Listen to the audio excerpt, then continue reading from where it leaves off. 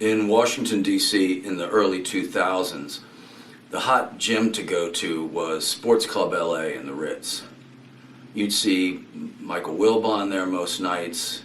In very, very poor social form, I hit up George Stephanopoulos for a referral one night. When Jordan came back to play for Washington for a couple of years, if you went during lunch, you would see him practicing on the court. Having suffered ADD and panic disorder my whole life, my every day has always been divided up between before the gym and after the gym. The gym is my opportunity to let go of all of that stress which has accumulated and get that endorphin high. And one night after a particularly good workout, I was feeling particularly good and I was riding my motorcycle home. I had what's called an Aprilia Mille. It's a 1,000cc Italian sport bike. And I lived in a building called the Hudson on 14th and P. It's probably only about 10 blocks from the gym.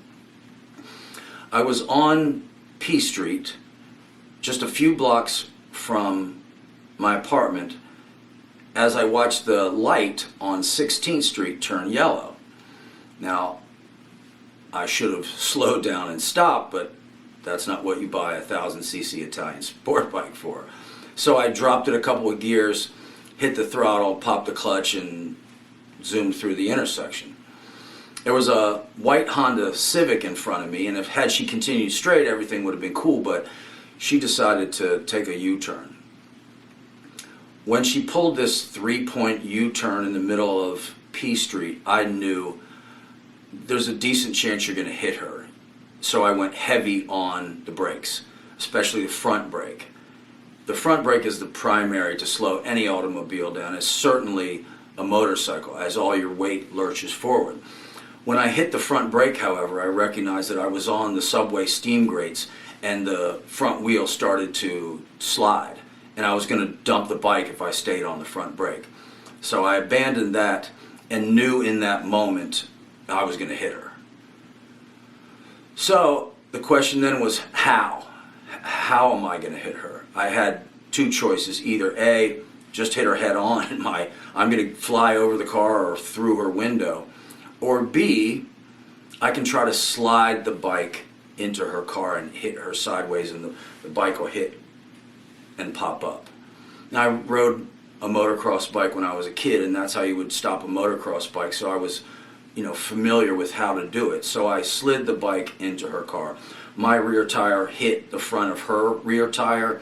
I'm not sure where my front tire hit, whether it was the rear of her front tire or the front of her door, but it snapped the forks. One of the forks all but broke in half, and the other one folded.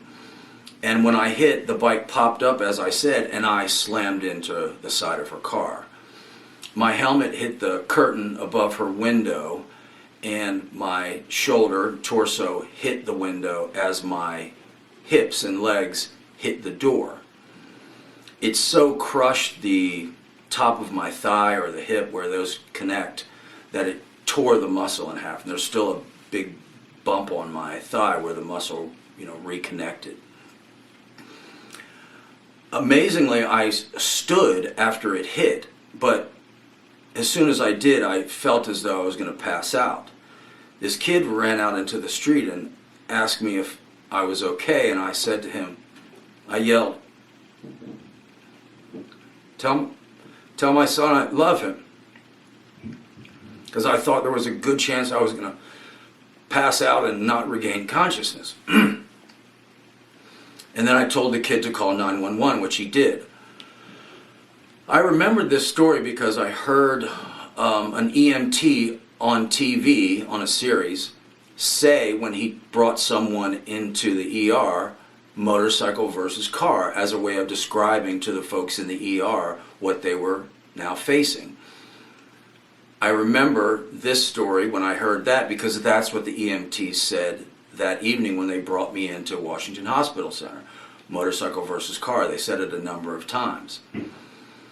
Now, all you could see in terms of injury was this injury to my thigh. So they brought me in. I knew I was badly hurt, but they start pumping me full of opioids, and I thought, I probably made it through this. My friends were there. I was high. I was rowdy. I remember saying, "I'm not dying tonight, mother." And the nurses had to tell me to calm down because other people were in bad shape. But again, I was elated and thought I might have made it. Then the surgeon came over to share with me the results, having seen the x-rays. And he asked, "Have you spoken to your family?"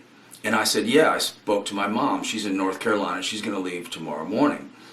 And he said, "Call her back and tell her to leave now."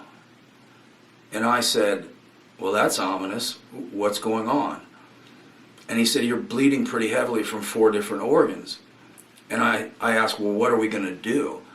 He said, "Well, we're going to wait a little while and see if the bleeding stops." And I said, if it doesn't," he said, "well, I'm going to have to go in and try to stop it." I didn't ask any more questions, and he didn't offer anything else because there really didn't need to be any more conversation. I was clear on what he was communicating to me. It did not look good. I mean, I can't tell you where the proximity of the organs are to one another, but I knew it was just bad and going to be hard for him to accomplish trying to stop all of the bleeding. To give you an idea of how traumatic the injuries were, I had a level 4 lacerated liver, meaning torn. The impact had torn the liver. And there isn't a level 5. And if the liver's torn in half, you're done. So I was, in the x-ray you could see this white line through 4/5 of my liver where it almost tore in half. And in that moment, knowing what I was facing, I was terrified.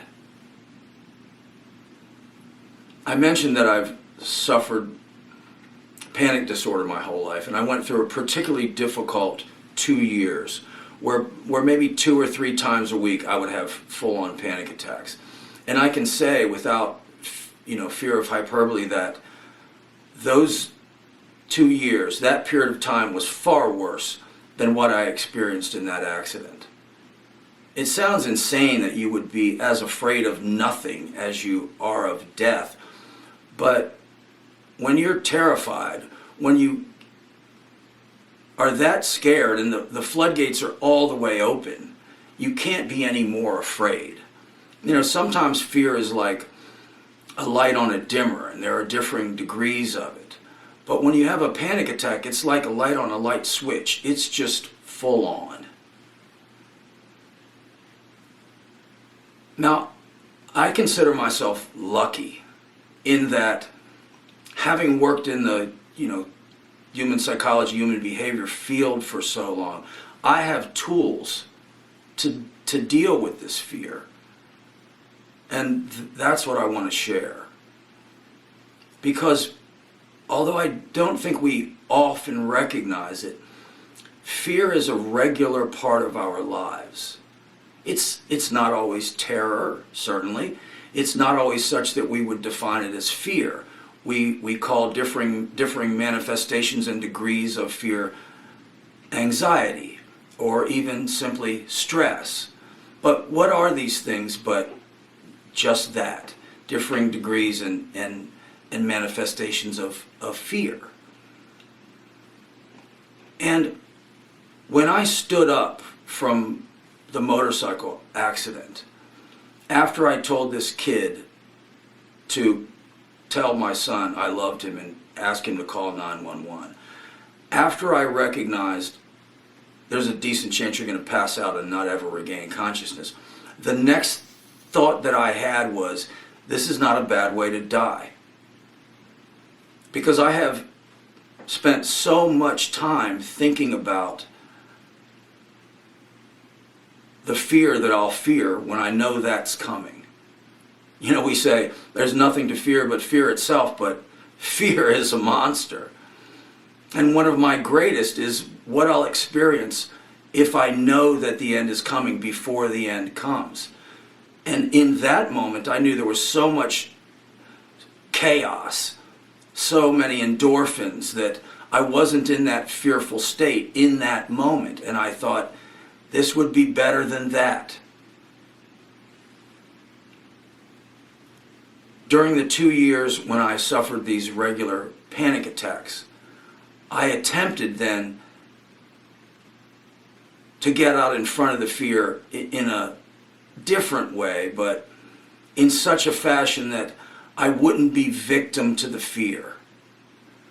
As soon as I woke up, as soon as I was capable of, I trained myself to attack the fear so that I wouldn't be in that awful state of terror, or wouldn't be in the same position in reference to it, at least.